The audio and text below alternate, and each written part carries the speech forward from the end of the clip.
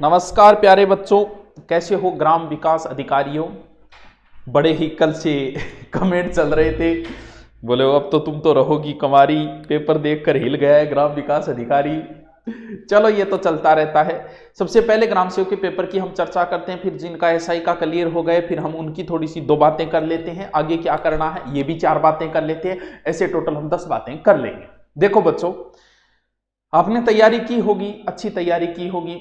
Paper अगर हम tough की बात करें तो पेपर तो एवरेज होगा ही भी। वही बात है, मैं हमेशा ही कहता हूं कि पेपर तुम्हें पास करने के लिए नहीं लिया जा रहा, पेपर तुम्हें फेल करने के लिए लिया जा रहा है। तो 10 लाख 12 लाख स्टूडेंटों में उसे जब 4000 3000 स्टूडेंट छांटने हैं तो वही पेपर तो उस हिसाब का बनाएगा वो। तो पेपर एवरेज अगर पेपर की बात करें किस प्रकार का था, राजस्थान जी के कोई टफ नहीं था, ना कल्चर टफ थी, ना ज्योग्राफी टफ थी, हिस्ट्री तो चलो इसमें थी नहीं, 2-3 क्वेश्चन थे। जीके कोई टफ नहीं था। अब मैं ये कह दूं मेरे करवाए में आए तो सबके करवाए में आए जीके के अंदर। अगर आप राजस्थान ज्योग्राफी मेरा 4 घंटा का वीडियो और 19 वीडियो पड़े हैं कल्चर के और 7 महाद्वीपों के, वो वीडियो भी देख लेते हो तो लगभग 90% उसमें से मिल जाएगा आपको। तो सबके करवाए में मिल जाएगी, इसमें कोई बड़ी बात नहीं है। बात ये आती है मैथ की, तो मैथ के 10 में से 5 क्वेश्चन ही बच्चा कर सकता था ग्राम सेवक की तैयारी करने वाला। 5 कोई बीएससी के स्टूडेंट की तो मैं कह नहीं सकता, बाकी नहीं कर सकता था। यानी 5 क्वेश्चन हमें तो गणित ने लूटा और कसर जो है वो हिंदी और कंप्यूटर ने भी नहीं छोड़ी। हमें तो अपनों ने लूटा, कसर गैरों ने भी नहीं छोड़ी। तो अब बात करें हिंदी का मैंने देखा है और हिंदी भी मुझे भी आती है। और हिंदी के भाई साहब 10 में से 10 के 10 टेंडर के क्वेश्चन, यानी ऐसे नहीं है कि नेगेटिव मार्किंग नहीं है, मुंह उठा के चल दिया कि मेरा तुक्के से हो जाएगा, ऐसा नहीं था, ऐसा पेपर कतई नहीं था ये।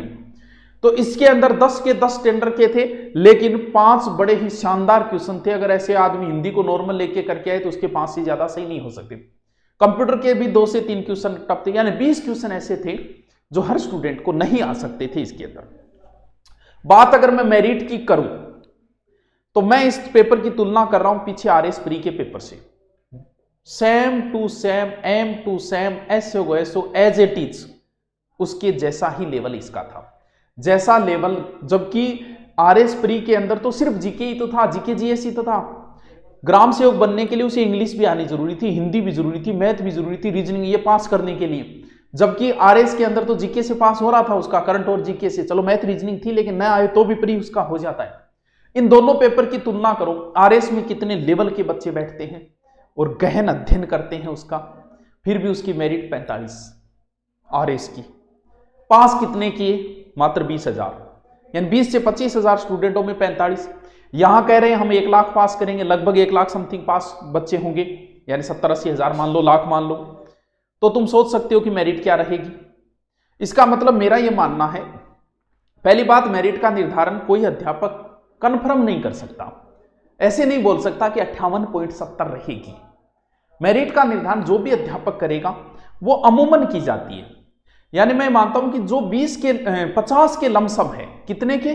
50 के, जिसका 50 कट छंट के, जिसके 50% बच रहे हैं, कट छंट के तो इसमें नेगेटिव है ही नहीं, जिसके सही 50 बच रहे हैं वो अच्छी दौड़ के अंदर है। 60 वाले तो निश्चित होके बैठे, उन्हें तो मेहनत की तैयारी टेंशन लेनी नहीं है।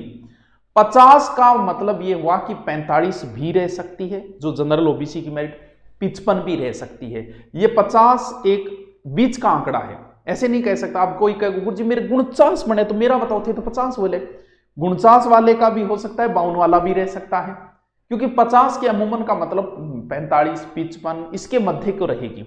50 के ऊपर है उस बच्चे को मेन की तैयारी। अब बात है कि सर मेन का अभी तक स्लिप और ये मेरिट, सबसे पहली जरूरी चीज क्या है, सरकार पता नहीं क्यों ग्राम सेवक के मेन पेपर से पहले अगर सरकार पटवार का रिजल्ट जारी कर देती है और पटवार वालों को अगर ज्वाइनिंग दे देती है तो 5000 बच्चे, वो भी तो इसके अंदर है, वो इंटेलिजेंट है।